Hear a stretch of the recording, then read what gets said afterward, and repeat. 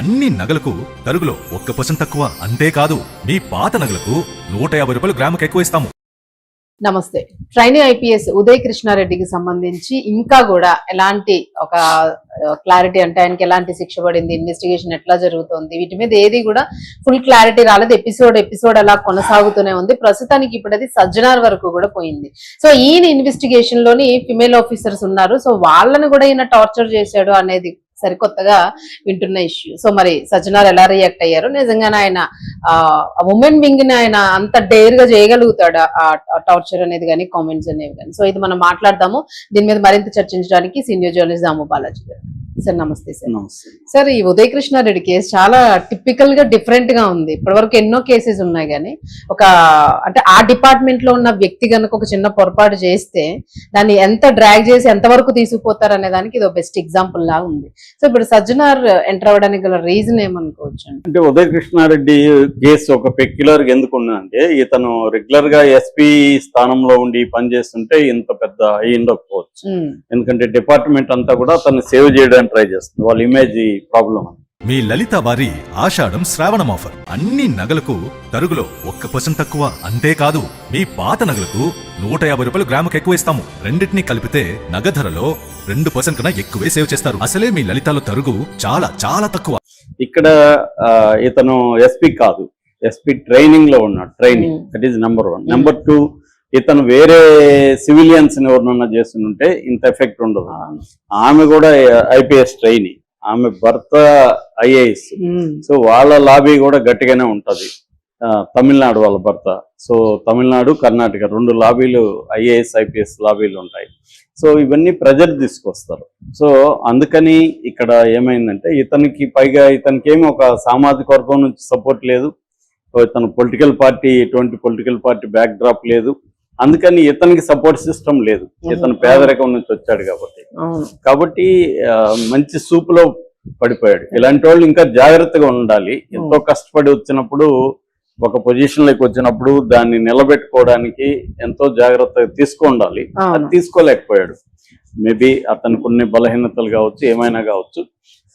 అది తీసుకోవడంలో అతను ఫెయిల్ అయ్యాడు. రెండోది, ఒక్కసారిగా ఫేమ్ అతనికి వచ్చింది. అన్ని ఛానల్లో అతను ఒక హీరోలాగా చూడడం, దాంతో 100ల మంది ఈ ఆస్పిరెంట్స్, యూపీపీఎస్సీ ఆస్పిరెంట్స్, ముఖ్యంగా అమ్మాయిలు అతన్ని కాంటాక్ట్ చేయడం, చాలా మంది అయిన వాళ్ళు, ట్రైనీస్ వీళ్ళంతా చాలా మంది కాంటాక్ట్ చేస్తుంటారు.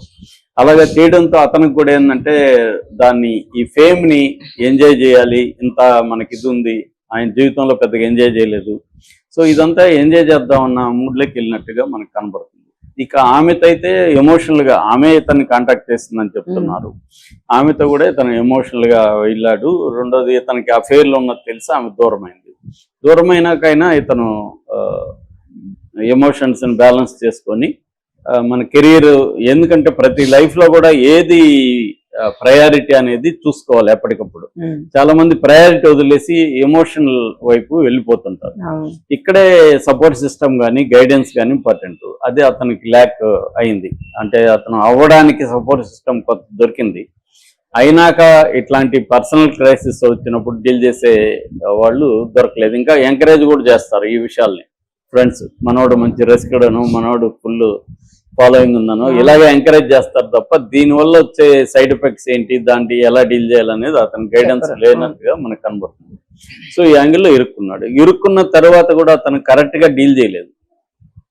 కరెక్ట్ గా డీల్ చేయకుండా ఆమె మీదనే నేరం ఆరోపించడం, ఆమె తప్పు చేసినట్టుగా రాయడం, మళ్ళీ ఒక ఫేక్ చేయడం, ఇవన్నీ కూడా అసలు దానివల్లే.